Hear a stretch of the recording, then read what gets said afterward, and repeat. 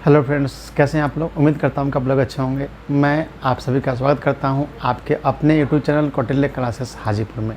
क्या आप सभी को पता है कि महिला आरक्षण विधेयक, जिसे नारी शक्ति बंधन विधेयक और नारी शक्ति बंधन अधिनियम का रूप दिया गया है बच्चों, ये आप जानते हैं कि लोकसभा में जब ये पास हो रहा था, लोकसभा में जब इस पर वोटिंग हो रही थी तो कुल 456 सदस्य उपस्थित थे लोकसभा की बैठक में, और इसमें से 454 सदस्यों ने इस महिला आरक्षण विधेयक के समर्थन में अपना मत दिया, जबकि 2 सदस्यों ने इस महिला आरक्षण विधेयक के विरोध में वोट दिया। क्या आपको पता है कि इस 2 सदस्य कौन सी पार्टी के थे?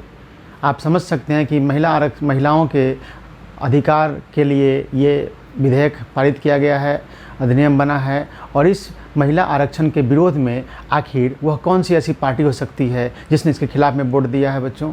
तो अनुमान लगा सकते हैं, अनुमान लगाइए। मैं अब बता रहा हूं कि AIMIM, आप सभी लोग नाम सुने होंगे असदुद्दीन ओवैसी जी का, उनकी पार्टी के 2 सांसद लोकसभा में हैं, और ये दोनों सांसदों ने महिला आरक्षण विधेयक के खिलाफ में मतदान किया है। और इस तरह से लोकसभा में महिला आरक्षण विधेयक, जिसे नारी शक्ति बंधन विधेयक के रूप में प्रस्तुत किया गया था, इसे 454-2 के मतों से पारित किया गया है। कहने का मतलब कि 454 सदस्यों ने, लोकसभा के 454 सदस्यों ने इस महिला आरक्षण विधेयक के समर्थन में वो मतदान दिया, जबकि 2 सदस्यों ने इसके विरोध में मतदान किया। ये काफ़ी महत्वपूर्ण प्रश्न हो जाता है। आप देख सकते हैं पिछले BPSC के एग्ज़ाम हुए थे CDPO के, इस एग्ज़ाम में 3 से 4 क्वेश्चन इस तरह के पॉलिटिकल साइंस के संबंधित जो करंट अफेयर्स में घटनाएँ घटती हैं उनसे प्रश्न पूछा गया था। 3 तलाक विधेयक, इस तरह से कई सारे विधेयक जो पास हुए थे, उसमें किस पार्टी ने किसके समर्थन में विधेयक का समर्थन किया या नहीं किया, इस तरह से प्रश्न आप देख सकते हैं। CDPO का एग्ज़ाम हुआ था, उस एग्ज़ाम के पेपर देख सकते हैं। तो ये काफ़ी महत्वपूर्ण प्रश्न हो गया है। आप सभी लोग कौटिल्य क्लासेस चैनल से जुड़े रहेंगे। इसी तरह से हर चीज़ यूनिक बात ऐसी आपके सामने लाई जाएगी जो एग्ज़ाम में प्रश्न बनेंगे, और जानकारी के लिए भी बहुत ज़रूरी होता है। तो आप जान गए कि महिला आरक्षण विधेयक का विरोध किया है लोकसभा में 2 सदस्यों ने। ये दोनों सदस्य हैं AIMIM पार्टी के, और इन दोनों सदस्यों ने लोकसभा में महिला आरक्षण विधेयक का विरोध किया है। ये काफ़ी अलग सा प्रश्न हो जाता है, क्योंकि 456 सदस्यों में 454 ने इसका समर्थन किया और 2 सदस्यों ने इसका विरोध किया है।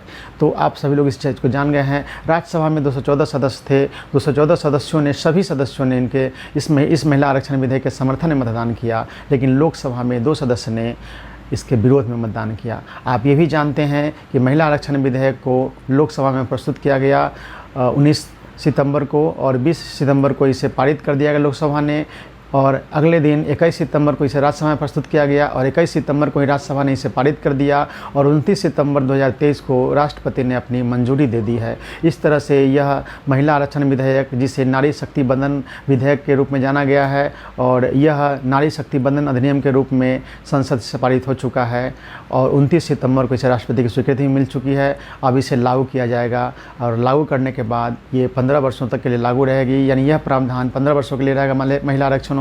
महिला आरक्षण का जो प्रावधान किया गया है लोकसभा और विधानसभाओं में, ये 1/3 आरक्षण यानी 33% सीटों का आरक्षण, ये 15 वर्षों के लिए लागू रहेगा, और 15 वर्षों के बाद इसकी समीक्षा की जाएगी, और इसके बाद समीक्षा में ये पाया जाएगा कि इसे आगे अगर जारी रखना ज़रूरी है तो इसके विस्तार का निर्णय लिया जाएगा 15 वर्षों के बाद। तो काफ़ी महत्वपूर्ण जानकारी थी ये कि लोकसभा में किस पार्टी के कितने सदस्यों ने महिला आरक्षण विधेयक के विरोध में अपना मतदान किया था।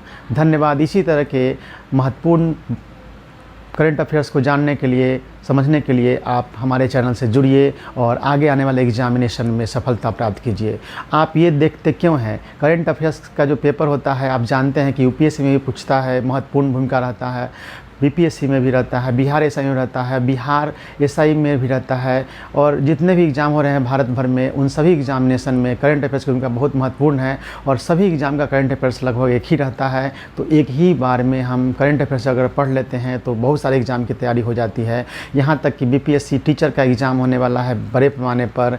BPSC टीचर के रिजल्ट 1-2 दिनों में आने वाले हैं, और जब रिजल्ट आ जाएंगे तो फिर न्यू वैकेंसी आने वाली है, और फिर न्यू वैकेंसी के बाद 3 महीना से कम ही समय आपको दिए जाएंगे तो आप लोग कोताही मत बरतें और इसकी तैयारी हमारे साथ जुड़ कर जाए। हमारी तैयारी शुरू हो चुकी है, हमने तैयारी शुरू कर दी है 15 अक्टूबर से ही। अब आप लोगों में से कौन लोग हमारे चैनल से जुड़े हुए हैं, आपको ये देखना है।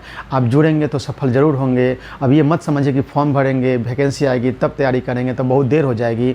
आप करंट अफेयर्स की तैयारी मेरे साथ चलते रहिए। आप देखे होंगे बीपीएससी टीचर का एग्ज़ाम हुआ है, करंट अफेयर्स की कितनी भूमिका बढ़ चुकी है और बीपीएससी एग्ज़ाम में करंट अफेयर्स के बिना आप सफलता प्राप्त नहीं कर सकते हैं। तो करंट अफेयर्स के साथ साथ अन्य सभी विषयों की पढ़ाई धीरे धीरे इस चैनल पर शुरू की जाएगी। आप सब लोग इस चैनल से जुड़ जाइए जल्द से जल्द। धीरे धीरे हिस्ट्री, पॉलिटी, ज्योग्राफी, साइंस सभी सब्जेक्ट शुरू किए जाएंगे। करंट अफेयर्स इसलिए शुरू किया गया है कि करंट अफेयर्स तो सभी एग्ज़ाम में कॉमन रूप से एक ही तरह के होते हैं, चाहे वो यूपीएससी का एग्ज़ाम दीजिए, चाहे बीपीएससी का एग्ज़ाम दीजिए, चाहे बिहार एसआई का एग्ज़ाम दीजिए, चाहे बिहार एसएससी का एग्ज़ाम आप दीजिए, सभी का करंट तो एक ही होता है। तो ये ध्यान रखिए आप सभी लोग और इस चैनल से जुड़ जाइए और जुड़ करके सफलता प्राप्त कीजिए करंट अफेयर्स से। मेरे सारे वीडियो एक से एक महत्वपूर्ण वीडियो होते हैं, आप सभी के आगे के एग्ज़ाम में काफ़ी महत्वपूर्ण भूमिका निभाएंगे। धन्यवाद।